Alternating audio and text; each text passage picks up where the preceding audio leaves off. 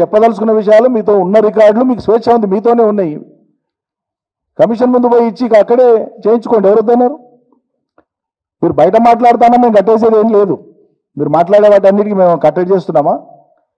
కానీ ఇక్కడ గమనించాల్సినటువంటి విషయం ఏంటంటే, కమిషన్ ఆన్లో ఉన్నప్పుడు ఒక కొలికి వస్తున్నటువంటి సందర్భంలో సాక్షాత్ ముఖ్యమంత్రి స్థాయి వ్యక్తి దానికి సంబంధించిన అంశాలు నాతో ఉన్నాయని దాని ప్రజాక్షేత్రంలో మీడియా ద్వారా కమిషన్కు కాకుండా మీడియా ద్వారా ప్రజాక్షేత్రంలో ఏదో ఆ సొల్లు బయట పెట్టడం ద్వారా ఆయన ఆశించేది ఏంటి అంటే కమిషన్ను ఇన్ఫ్లుయెన్స్ చేయాలనా, కమిషన్ను దాని పని తీరును ప్రభావితం చేయాలనా ఆయన ఉద్దేశం?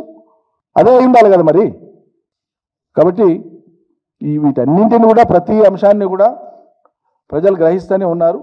మీరు దేనికైనా సరే లేవనెత్తిన ప్రతి అంశానికి ప్రభుత్వం దగ్గర నిజంగానే హేతుబద్ధమైన జవాబు ఉంటే ఆ జవాబును చెబితే ఇది ఒక తర్కం అవుతుంది, ప్రజలు దాని మీద ఆలోచన చేసుకుంటారు.